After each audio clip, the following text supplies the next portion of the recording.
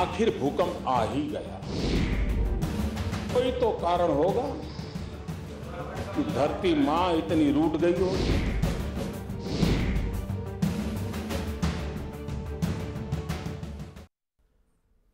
नमस्कार, मी प्रसन्न जोशी। लक्षवेधीमध्ये आपल्या सगळ्यांचं स्वागत।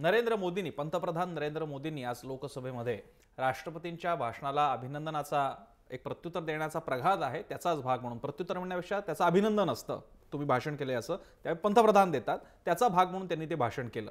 हे भाषण राष्ट्रपतींच्या अभिभाषणाला असणारा अभिनंदनाचा ठराव एवढ्यापुरता एक मर्यादित स्वरूपात असतं तर खरंच एक डेकोरम मेंटेन झाला असता, पण मोदींनी लोकसभेला बनवला प्रचाराचा आखाडा आणि जोरदार विरोधकांवरती टीका टिप्पणी केली। त्याला कारण सुद्धा होतं, कारण मल्लिकार्जुन खरगेंनी, विरोधी पक्षनेते काँग्रेसचे नेते असणारा मल्लिकार्जुन खरगेंनी काल जोरदार टीका टिप्पणी केली होती, पण नरेंद्र मोदींनी मात्र त्याला टीका टिप्पण्या करत असताना अतिशय सावधपणे सगळ्या मुख्य मुद्द्यांना मात्र बाजूला ठेवलेलं आहे। जोरदार भाषण तर केलं, टाळ्या सुद्धा घेतल्या, पण त्याच वेळी हे भाषण होतं की नुसतंच दूषण होतं निलेश, हा प्रश्न पडलेला आहे। कारण ज्या प्रकारे त्यांची बॉडी लँग्वेज आणि डायलॉग डिलिव्हरी होती ते सभेत असल्यासारखं वाटत होतं। मुख्यतः सर्वच जर नरेंद्र मोदींची भाषणं बघितली तर अगदी लाल किल्ल्यावरचं भाषण असो किंवा संसदेतलं भाषण असो, आपण राजकीय सभेला संबोधित करतोय अशा स्वरूपाचा त्यांचा एक आविर्भाव असतो, बॉडी लँग्वेज असते आणि शब्द फेकही असते आणि त्यातून तात्कालीन स्वरूपामध्ये लोकप्रियता निश्चितपणे मिळते। मात्र सरकारमध्ये असताना लोकप्रियता हा महत्वाची बाब नसते, तर देशाचं हित आणि सार्वजनिक हित हे साधलं जातंय की नाही ते अत्यंत महत्वाचं असतं आणि प्रमुख मुद्दे जे देशासमोरचे आहेत, जे विरोधकांकडून उपस्थित केले जातात, त्याला योग्य ते उत्तर देणं आणि संसद या ठिकाणी रेकॉर्ड क्रिएट होतं, त्या रेकॉर्डवर योग्य ते मुद्दे आणणं, कारण ऐतिहासिक ठेवा म्हणून त्या रेकॉर्डकडे बघितलं जातं। शेवटी नरेंद्र मोदींनी केलेलं भाषण जर राजकीय स्वरूपाचं असेल तर त्याला रेफरन्स म्हणून किती वापरायचं भविष्यात, हा ज्या वेळेला प्रश्न येईल त्यावेळेला निश्चितपणे या भाषणांचा उपयोग होणार नाही आणि त्यामुळे फक्त लोकप्रियता मिळवण्यासाठी आणि तीही समंग लोकप्रियता मिळवण्यासाठी म्हणून अशा स्वरूपाची राजकीय भाषणं ही संसदेमध्ये पाहायला मिळतात आपल्याला। आणि हाच मुद्दा घेऊन आपण आज चर्चा पुढे नेणार आहोत की या भाषणांच्या अनुषंगाने साधलं काय, कोणते मुद्दे घेऊन आपण टोक आणणार आहोत पाहूयात ग्राफिक्सच्या माध्यमातून। मोदींचं लोकसभेतलं भाषण फक्त शाब्दिक सूड होता का विरोधकांवरती घ्यायचा? मोदींच्या टीकेमुळे विरोधक घायाळ झालेत का? आरोपांना उत्तर देण्याऐवजी फक्त टोलाटोली बघायला मिळाली आहे का या भाषणामध्ये? मग ते काळ्या पैशाचा परत आणणं असेल, नाहीतर नोटाबंदी, काळाधन नोटाबंदीवर स्पष्ट का बोलले नाहीत मोदी? आणि मोदींचं भाषण राजकीयच जास्त झालंय का, या सगळ्या मुद्द्यांसह आपण बोलणार आहोत। मी पहिल्यांदा जाणार आहे, आपल्यासोबत मान्यवर आहेत, माझ्यासोबत आहेत माधव भांडारी, मुख्य प्रवक्ते आहेत भाजपचे, त्यांचं स्वागत। पुण्याहून आपल्यासोबत डॉक्टर रत्नाकर महाजन आहेत, काँग्रेसचे नेते, त्यांचंही स्वागत। याशिवाय डॉक्टर विश्वंभर चौधरी, सामाजिक कार्यकर्ते आणि विश्लेषकही त्यांच्या शेजारी बसलेले आहेत। थोड्याच वेळात मला अनिल परबही आपल्यासोबत असणार आहेत, ते त्यावरती बोलतीलच, आणि हेमंत देसाई वरिष्ठ पत्रकार आपल्यासोबत इथे स्टुडिओमध्ये आहेत। मी माधव भांडारींकडे शेवटी जाणार आहे, काँग्रेसकडे करून, कारण आज मधला दिवस सगळा भाजपनीच बोललेला आहे, त्यामुळे आता भाजपला शेवटी ठेवूयात, पहिल्यांदा काँग्रेसपासून सुरू करूयात। मी महाजनांकडे जातोय। महाजन सर, भूकंप आया है, कुत्ते की परंपरा हमारे यहाँ पे नहीं है, हम कुत्तों के घरों से नहीं आए हैं, त्यानंतर चार्वाकाचा श्लोक काय, हाथी रसींची कविता काय, तुम्ही कशा प्रकारे बघता या भाषणाकडे? उत्तर प्रदेश या देशातल्या सर्वात मोठ्या राज्यातल्या निवडणूक प्रचारामधलं आणखी एक भाषण, या पलीकडे या भाषणाला माझ्या लेखी काही किंमत नाही। हे भाषण अत्यंत खालच्या पातळीवरचं, सूडबुद्धीने प्रेरित आणि अत्यंत वाईट भाषा इस्तेमाल करून केलेलं भाषण होतं। उदाहरणार्थ ते का हम कुत्ते के परंपरा म्हणजे काय, हे काय कुणाला उद्देशून आहे? म्हणजे हे स्वतःला श्वानवंशाचे सदस्य समजतात का काय? म्हणजे हे स्वतः श्वानवंशाचे आहेत का काय, असं हे वाक्य ऐकून वाटेल, कारण यांना कुत्र्यांची फार वेळोवेळी आठवण होते। याआधी सुद्धा एका मुलाखतीमध्ये ते असं म्हणाले होते की आपल्या गाडी समोर कुत्रं आलं तरी सुद्धा आपल्याला वाईट वाटतं, पण डोळ्या देखत जिवंत माणसं मारली, गर्भिणींच्या पोटातनं अर्भक बाहेर काढली तर यांना वाईट वाटत नाही, पण वाईट वाटण्यासाठी कुत्र्याची आठवण मात्र होते। याचा सरळ अर्थ असा की हे स्वतः श्वानवंशाचे सदस्य आहेत। दुसरं असं की नोटबंदी झाल्यापासून उभे करण्यात आलेले दोन मूलभूत प्रश्न हे अजूनही अनुत्तरित आहेत। पहिला प्रश्न असा की मोठ्या किमतीच्या नोटांमधून 1000 आणि 500च्या नोटा बंद केल्यामुळं काळा पैसा आणि भ्रष्टाचार यांचा नाश होणार असेल तर नव्यानं 2000 रुपयांच्या नोटा कशा करता काढल्या आणि 500 रुपयांच्या नोटा कायम का ठेवल्या? दुसरा प्रश्न असा की या सगळ्या उपद्व्यापातून रिझर्व्ह बँकेकडं नक्की किती पैसे जमा झाले, त्यातल्या काउंटरफिट नोटा किती होत्या, काळ्या पैशातल्या नोटा किती होत्या आणि वैध नोटा किती होत्या, हा आकडा आजही जाहीर झाला नाही. याआधी रिझर्व्ह बँकेचे गव्हर्नर जेव्हा अर्थ खात्याच्या स्थायी समिती पुढे गेले तेव्हा सुद्धा त्यांना यापैकी एकाही प्रश्नाचं उत्तर देता आलं नाही. प्रत्येक प्रश्नाला मला माहित नाही असं त्यांनी उत्तर दिलं. आणि आता अर्थमंत्री सगळ्यांच्या टाळूवरून हात फिरवून असं सांगतायत आम्ही तर हे फेब्रुवारीपासून चालू केलं होतं. आणि मग जर फेब्रुवारीपासून चालू केलं होतं तर मधल्या काळामध्ये उत्तर द्यायचं का टाळलं होतं? आता म्हणतील सिक्रेसी. अरे सिक्रेसी कुठं अशी असते काय? 2005 साली मनमोहन सिंग असताना त्यांनी जेव्हा काही नोटांच्या सिरीज चलनातून काढून टाकल्या त्यावेळेला ते आधी जाहीर केलं होतं आणि केव्हापासून चालणार नाहीत याची तारीखही जाहीर केली होती. तेव्हा सिक्रेसी जपमाळ ओढणं आता बंद करा. दुसरं असं की त्यांनी अत्यंत खालच्या पातळीवरचा आणखी एक रिमार्क केला, त्याची दखल खरं म्हणजे घ्यायचं कारण नाही पण घ्यावी लागते. ते असं की स्वातंत्र्य काही एका कुटुंबानं मिळवलं नाही. आता ते एका कुटुंबानं मिळवलं की 10,000 कुटुंबांनी मिळवलं हे लोक ठरवतील, पण तुम्ही निश्चित मिळवलं नाही. आणि तुमचा आणि स्वातंत्र्य चळवळीचा काडीचाही संबंध नव्हता. उलट तुम्ही स्वातंत्र्य चळवळीचा घात करण्याचा प्रयत्न केला. आणि 42च्या चळवळीमध्ये काँग्रेसच्या नेत्यांच्या ठाव ठिकाणा पत्ता सांगण्याची गुप्तहेराची कामं, पोलिसांच्या खबऱ्यांची कामं तुम्ही केलेली आहेत. एवढंच नाही तर बंगालचे उपमुख्यमंत्री, हिंदू महासभा आणि मुस्लिम लीग यांच्या संयुक्त मंत्रिमंडळातले उपमुख्यमंत्री यांनी ब्रिटिश सरकारला पत्र लिहिलं की हे काँग्रेस डिस्टर्बन्सेस आता फार वाढत चाललेले आहेत, आम्ही तुम्हाला यासाठी या विरोधात सर्व ती मदत करू. असा ज्यांचा इतिहास आहे त्यांनी कुटुंबाच्या द्वेषातून, पक्षाच्या विषयी सूड भावनेतून असल्या प्रकारची विधानं केली ती लोक इथून पुढे लक्षात ठेवतील, विसरून जाणार नाहीत, पण त्यांना काडीचीही किंमत देणार नाही. मी थोडंसं सुरुवातीच्या क्रमामध्ये बदल करणार आहे, कारण महाजनांनी जे मुद्दे मांडले ते इमिजिएटली मला भांडारींकडे घेऊन मला गेलेच पाहिजे, मला जावंच लागणार आहे. भांडारीजी, रत्नाकर महाजनांच्या मुद्द्यावरती तर तुम्ही बोलाच, पण मी काही गोष्टी नमूद करू इच्छितो. मोदींच्या भाषणाच्या वक्तृत्व कलेबद्दल कोणाचंच काय म्हणणं नाहीये, पण लोकसभेमध्ये राष्ट्रपतींच्या अभिभाषणाला द्यायच्या उत्तरामध्ये जी एक नम्रता असायला हवी होती ती तुम्हाला तरी स्वतःला जाणवली का? आणि कुत्र्यांचा परंपरा वगैरे, म्हणजे काल कुत्रा शब्द ज्यावेळी खरगेंनी म्हटला होता त्यावेळी तो काढून टाकला, आणि आज पंतप्रधान जेव्हा अशी काहीतरी भाषा लोकप्रियतावादी भाषेतून बोलतात ते चालतं का? त्यानंतर चारवाकाचं जे श्लोक आहे तो अतिशय चुकीच्या अर्थाने काँग्रेस बरोबर तुलना काय केलेली आहे. तुम्ही कशा प्रकारे बघता याकडे?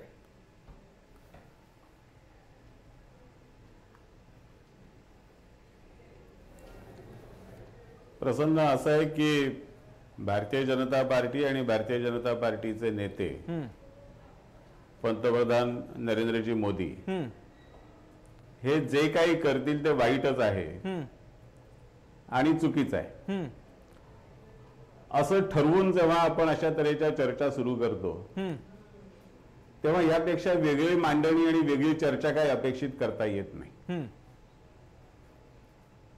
प्रत्येक माणसाची स्वतःची बोलण्याची शैली असते, तो त्या पद्धतीने बोलतो. पण आपण प्रत्येक माणसाची स्वतःची शैली असावी हे उदारमतवादीवर बाळगू शकत नाही ना, कारण ते भारतीय जनता पार्टीला, मोदी साहेबांना लागू होईल. त्यामुळे आपलं उदारमतवादाचं साधा मांडणी जी असते ती निवडक मांडणी असते.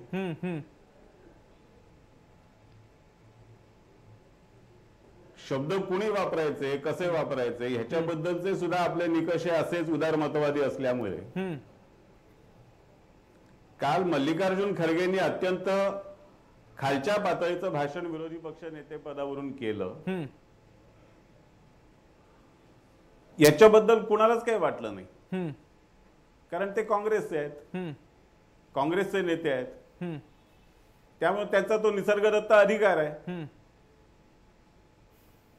आणि आपण उदारमतवादी असल्यामुळे आपण त्यांचा अधिकार मान्य केला पाहिजे. पण मल्लिकार्जुन खरगेंनी वापरलेले शब्द, मल्लिकार्जुन खरगेंनी उपस्थित केलेले मुद्दे, याला उत्तर देताना पंतप्रधानांनी मात्र कसं बोलायचं हे आपणच ठरवणार, कारण आपण उदारमतवादी आहोत. भांडारेजी, पंतप्रधानांकडनं अपेक्षा नाही बाळगायची तर कुणाकडून बाळगायची? पंतप्रधान आहेत.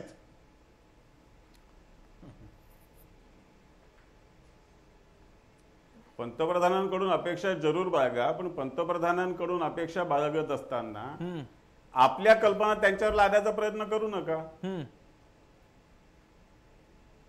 नाही भांडारीजी, मूळ प्रमुख प्रश्न हाच उपस्थित होतो की मल्लिकार्जुन त्यांनी या खरगे भाषणामध्ये, तास सव्वा तासाच्या भाषणामध्ये सर्व मुद्द्यांना उत्तरं दिली. बोला सर बोला. सर्व मुद्द्यांचं स्पष्टीकरण करण्याचा प्रयत्न केला. जे आक्षेप घेतले त्या आक्षेपांना उत्तरं देण्याची भूमिका त्यांनी घेतली. आपण त्यांनी आक्षेपांना दिलेली जी उत्तर आहेत त्याच्याबद्दल आपण काही चर्चा करणार नाही. आपण त्यांनी वापरलेले शब्द कोणते, त्यांनी हातवारे कसे केले, त्यांनी काय केलं, कुणाकडे बघितलं, अशी गैरलागू चर्चा तासभर करून मोदी किती वाईट आहेत बरं हे जगाला दाखवण्याचा प्रयत्न करणार. बरं, ही उदारमतवादी शैली आहे. ठीक आहे. मी भांडारेजी, मी आता तुम्ही म्हणताय तसं फक्त माझ्याकडे मी सगळी लिस्ट केलेली आहे. फक्त आता मुद्द्यांना घेऊन सुद्धा आपण बोलूयात. माझ्याकडे ती सुद्धा यादी तयार आहे मोदींची, आणि खरं त्या मुद्द्यांना तरी उत्तरं मिळालेत का त्याचाही ताळेबंद मांडूयात. पण त्यापूर्वी मी जातो विश्वंभर चौधरींकडे. विश्वंभर चौधरीजी, तुमचं याबद्दलचं मत, या भाषणाबद्दल, आणि भांडारी जसं म्हणताय तसं मुद्द्यांबद्दल तुम्ही मंडळी का बोलत नाही? असं आहे की आशय आणि अभिव्यक्ती या दोन अंगांनी भाषण जातं कोणतं पण. तर अभिव्यक्तीचा मुद्दा ते म्हणतात की त्यांची स्टाईल आहे आणि तुम्ही म्हणता ठीक आहे मी अभिव्यक्तीचा मुद्दा सोडून देतो. पण आशयाचा जो मुद्दा आहे त्या आशयाच्या मुद्द्यामध्ये मला चिंता काय वाटते ते सांगतो. मी टीका नाही करत आहे. मला चिंता अशी वाटते की मोदी हे काँग्रेस केंद्रित अशीच भाषणं लोकसभेत करतात, आणि आता हे त्यांचं चौथं भाषण होतं ते बजेटवरच होतं. हे बजेट केंद्रीय भाषण पाहिजे होतं. म्हणजे ठीक आहे, विरोधक बोलत असतात, विरोधकांचं काम आहे, तर तुम्ही त्यातल्या निवडक गोष्टींना उत्तर द्या, ज्याला नाही द्यायचे त्याला देऊ पण नका, परंतु तुम्ही एक व्हॅल्यू ॲडिशन त्यात करा. बरोबर. पंतप्रधानांचं भाषण काय आहे तिथं, तर ते भाषण अशासाठी आहे की देशभर जी प्रतिक्रिया उमटलेली असते अर्थसंकल्पावर, लोकसभेत जी उमटलेली असते, त्याला पंतप्रधानांनी ऍड्रेस करणं, म्हणजे ती खरं म्हणजे कुठे जखमा झाल्या असतील तर त्या भरणं हे त्या भाषणाचं औचित्य आहे. ते त्यांनी कुठेही केलेलं दिसलं नाही मला.